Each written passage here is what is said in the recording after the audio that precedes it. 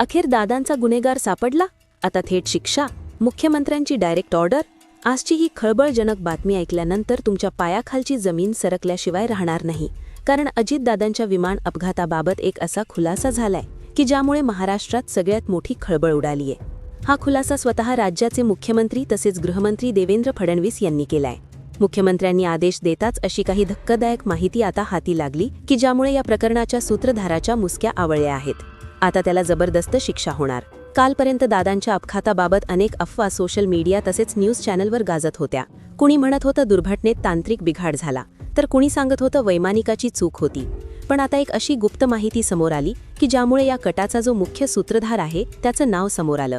आणि ते नाव इतकं मोठं आहे की जे ऐकून संपूर्ण महाराष्ट्राला हादरा बसला. कारण की जेव्हा देवेंद्र फडणवीस यांनी आदेश दिला होता त्यांच्या सूचनेनुसार सगळे पुरावे गोळा केले आणि या पुराव्यामुळे आता गुन्हेगाराला कठोर शिक्षा होणार.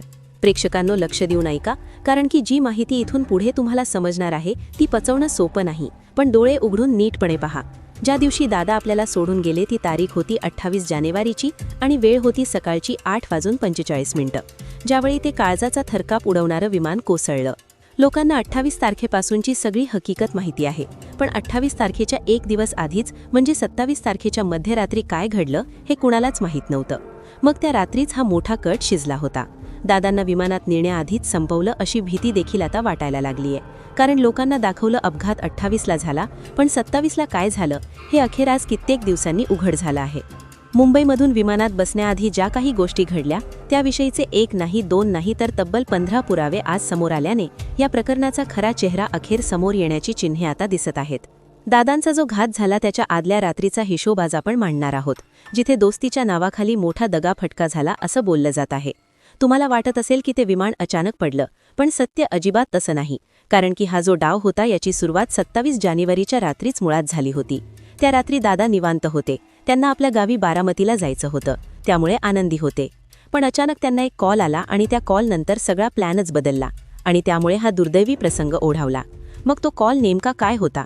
तो फोन कुणी केला होता? तो फोन आणि अपघाताचा काय संबंध होता? हा कॉल, या कॉलला साधासुद्धा मानू नका. या फोनविषयी स्वतः रोहित पवारांनी अनेक पत्रकार परिषदांमध्ये सांगितलंय, दिल्लीत सांगितलंय, मुंबईत सांगितलंय, पुराव्यांसकट सांगितलंय. एवढंच नाही, संजय राऊत यांनी देशाच्या संसदेत हा विषय काढला होता. हा कॉल, या कॉलमुळे सगळं सत्य बाहेर आलंय. हा कॉल एका फाईलच्या कामानिमित्त होता. ती फाईल आणि त्या फोनचा दुवा काय, हीच महत्त्वाची लिंक गायब होती आणि तीच ती गायब लिंक आता आपण जोडतोय. आज जी काही माहिती ओपन झालेली आहे ती माहिती आपण घेतोय. आपल्या सगळ्यांना माहिती आहे की 28 जानेवारीला विमान अपघात घडला. लोकांना वाटत होतं विमान अचानक पडलं होतं. विमान चालकाला रस्ता दिसला नाही किंवा काही तांत्रिक अडचण असेल असं लोकांना वाटत होतं. पण खरा डाव आदल्या दिवशीच म्हणजे 27 तारखेच्या रात्री सुरू झाला होता. आता जर आपल्याला 28 जानेवारीला अपघात कसा घडला, अपघाताच्या आधी दादांना संपवण्याचा प्लॅन कसा रचला गेला हे जाणून घेण्यासाठी आपल्याला 27 तारखेच्या रात्री मुंबईमध्ये जावं लागेल. त्यावेळच्या घटना कशा समोर येत आहेत ते आपल्याला पाहावं लागेल. लक्षात घ्या, माहिती पाहताना तुम्हाला कदाचित असं वाटेल की हे काही खरं वाटत नाहीये. पण लक्षात घ्या, जे आत्तापर्यंत तुम्ही पाहिलं, ज्या कंड्या तुम्ही आजपर्यंत ऐकल्या त्या खोटं पाडणारी ही माहिती आहे. कारण की याचा सबळ पुरावा आता दाखवलाय त्यांच्या सादरीकरणामध्ये. दुसरी गोष्ट, एका तपासामध्ये मुख्यमंत्र्यांनी एक आदेश दिला होता आणि त्या आदेशानुसार आज इतक्या दिवसांनंतर सगळी माहिती उघड झालीय. 28 तारखेच्या आधी, ज्या दिवशी अपघात घडला त्याच्या आदल्या दिवशी म्हणजे 27 जानेवारीला, अपघात होण्याच्या एक दिवस आधी, तो दिवस जो होता तो सामान्य होता. दादांच्या मुंबईतील निवासस्थानी कार्यकर्त्यांची मोठी गर्दी असायची. पण सांज वेळ झालेली होती, त्यामुळे सगळं वातावरण शांत झालं होतं. त्या दिवशी दादांनी सगळ्या फाईल्स अगदी वेळेवर पूर्ण केल्या होत्या असं त्यांच्या जवळच्या सहकाऱ्यांनी सांगितलं होतं. आता दादांना बारामतीला यायचं होतं. ते गाडीने येणार होते. नेहमी ते 4 चाकी गाडीने येणं पसंत करायचे. त्यांचा ताफा तयार झाला होता, गाडी सज्ज होती. पण अचानक एक थरारक घटना घडली आणि इथूनच या अपघाताची पहिली पायरी त्या ठिकाणी सुरू झाली होती. पहिला भाग इथे सुरू झाला होता. दादांना एक फोन आला आणि फोनवर एक निरोप आला. तो निरोप साध्यासुध्या माणसाचा नव्हता, तर तो निरोप अत्यंत मोठ्या वजनदार नेत्याचा होता. हे आम्ही नाही, तर स्वतः रोहित पवार यांनी म्हटलं होतं. पण आता रोहित पवारांकडे लोकांनी दुर्लक्ष केलं. पण मुख्यमंत्र्यांनी तपास केल्यानंतर जेव्हा 15 पुरावे समोर आले त्याचीच माहिती आपण घेतोय. खरं सांगितलं होतं, एका फाईलवर स्वाक्षरी करायची होती. एक खास फाईल केंद्राकडून आलीये, तुमची सही त्यावर आत्ताच हवीये. पण खरंच ती फाईल होती का? का त्यांना फक्त रोखायचं होतं? मग त्यांना थांबवून असं काय होणार होतं? कारण की अपघात दुसऱ्या दिवशी झाला. लोकांना कदाचित त्या गोष्टीकडे एवढं महत्त्व वाटणार नाही, पण त्यांना जो फोन करून थांबवण्यात आलं तिथेच खरा खेळ सुरू झाला होता. कारण की त्या रात्री जर तो फोन आला नसता, तो निरोप आला नसता, तर महाराष्ट्राचा वाघ हाच जिवंत असता. पण सभागृहाच्या पायऱ्या झिजवणाऱ्या, लोकांच्या मनात राज्य करणाऱ्या नेत्याला देखील हा डाव समजला नाही आणि तिथेच सगळं चक्र फिरलं. त्या रात्री फोन आला नाही, तर दुसरी जी गोष्ट घडत होती ती घटना घडत होती विमानतळावर.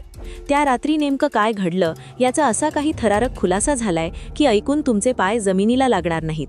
गुजरातहून आलेलं ते विमान दुसऱ्या दिवशी उडण्यापूर्वीच चक्र फिरली. नीट ऐका. जे अनुभवी वैमानिक नेहमी दादांसोबत असायचे, त्यांना एका रात्रीत कुणी आणि का गायब केलं?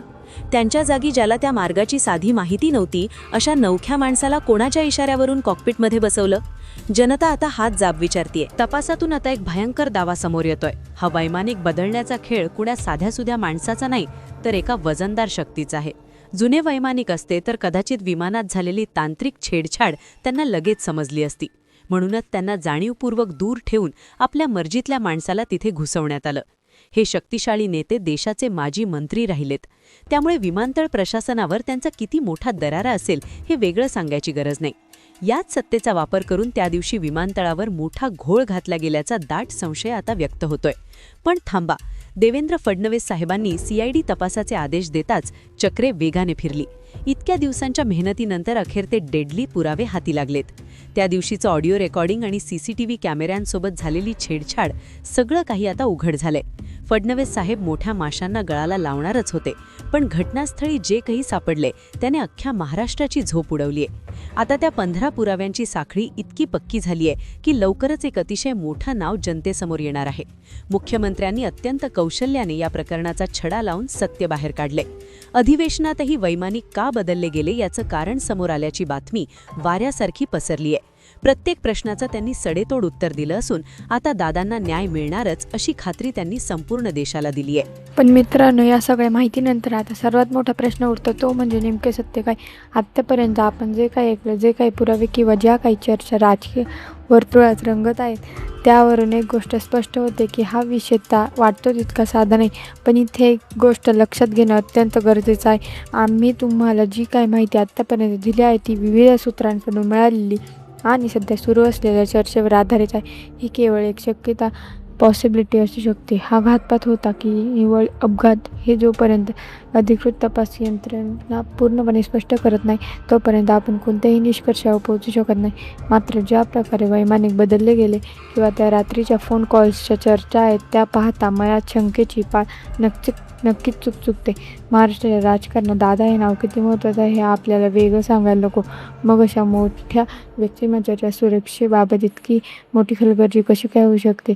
आता मला तुम्हाला विचारायचं आहे, तुम्हाला काय वाटतं? ही खरोखर तांत्रिक चूक होती की यामागे एखादं मोठं राजकीय षडयंत्र शिजत होतं? मुख्यमंत्र्यांनी दिलेले आदेश आणि आलेले हे 15 पुरावे खरोखर प्रकरणाचा छडा लावतील का?